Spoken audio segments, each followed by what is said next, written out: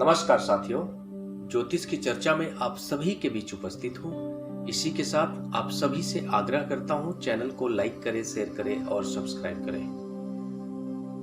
आज की चर्चा का विषय है कुंभ लग्न एवं वृश्चिक राशि होने पर चंद्रमा का क्या प्रभाव होता है, इसको हम लोग जानेंगे। आप सभी के सामने ये वृश्चिक लग्न का चार्ट है। जहां पर 11 नंबर लिखा हुआ है वो लग्न हाउस हो गया। जहां 8 नंबर लिखा हुआ है यहां पर चंद्रमा इस लग्न के अंदर बैठे हुए हैं। 11 नंबर मतलब कुंभ राशि, इसलिए यह चार्ट कुंभ लग्न का माना जाएगा।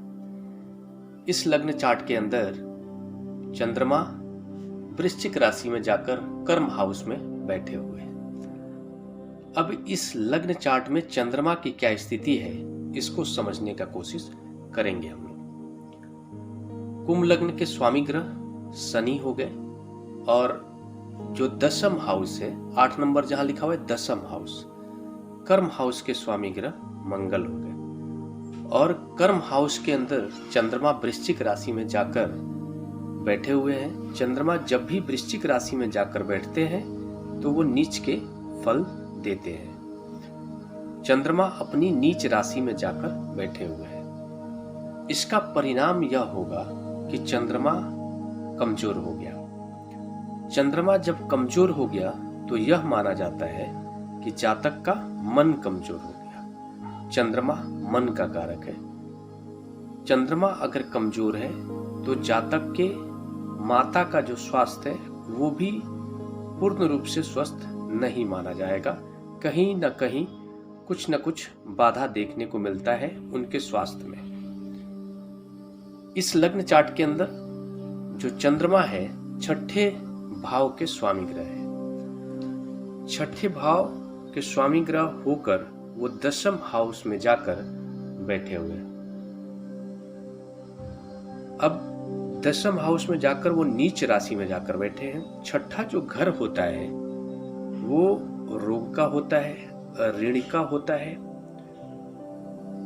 कर्जे का होता है, कोर्ट कचहरी का होता है और सेवा का भाव भी छठा घर होता है।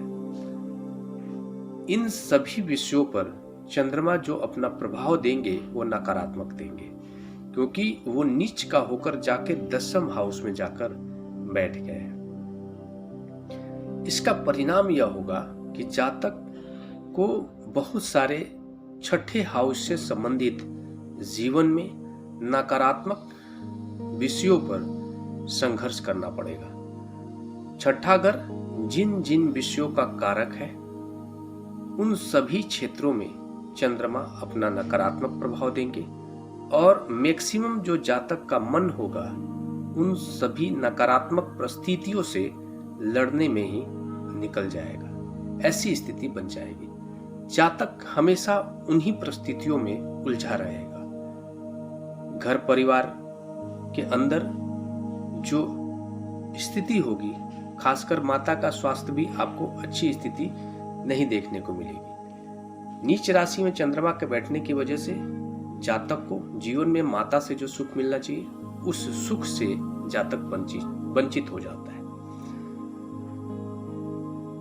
उसके दूसरे जो प्रभाव होते हैं, चंद्रमा अगर कमजोर हो जाता है तो दूसरा प्रभाव यह होता है कि जातक चाहे कोई भी काम कर ले, उसके जातक के लग्न चार्ट के अंदर बाकी सारी परिस्थितियां, बाकी सारे ग्रहों की स्थिति किसी भी कारण से एक मजबूत योग का निर्माण करती हो, तभी वो जो जातक होता है उन सभी युगों का जो फल अगर जीवन में मिलता भी है तो उस फल को जी नहीं पाता है।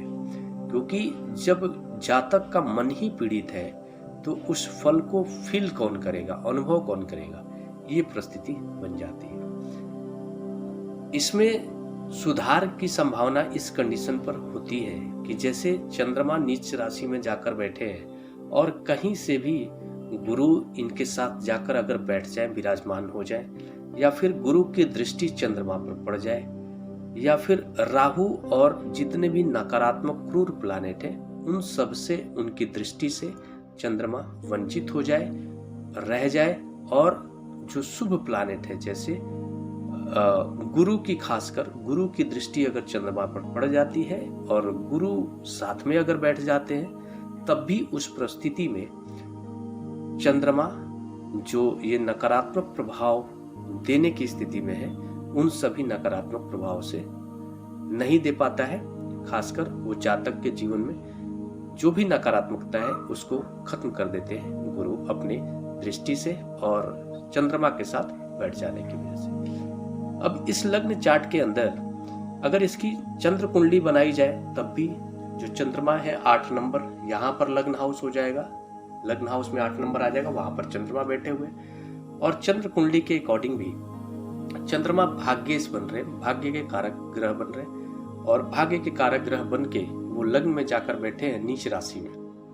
मतलब जातक का भाग्य कमजोर देखने को मिल रहा है चंद्र कुंडली के अकॉर्डिंग में। तो ओवरऑल ये स्थिति इस कंडीशन पर बहुत अच्छी हो सकती है अगर गुरु का आशीर्वाद मिल जाए, गुरु की दृष्टि मिल जाए चंद्रमा को, गुरु का संगति मिल जाए चंद्रमा को, तो ओवरऑल जातक के जीवन में बहुत सारी परिस्थितियां बदल जाएंगी और बहुत सारे सकारात्मक चीजें भी उसके जीवन में देखने को मिलेगी। ये जो परिस्थितियां बताई जाती हैं केवल एक पर्टिकुलर ग्रह की बात की जा रही है, बाकी सारे 9 ग्रह जो है, 8 ग्रह, चंद्रमा के अलावा और भी 8 ग्रह बहुत ही मुख्य होते हैं, उनकी स्थिति कैसी है लग्न चार्ट के अंदर, उसके अकॉर्डिंग फिर देखने को मिलेगा कि उसके जातक के जीवन में कितना नकारात्मक या कितना सकारात्मक फल मिलता है।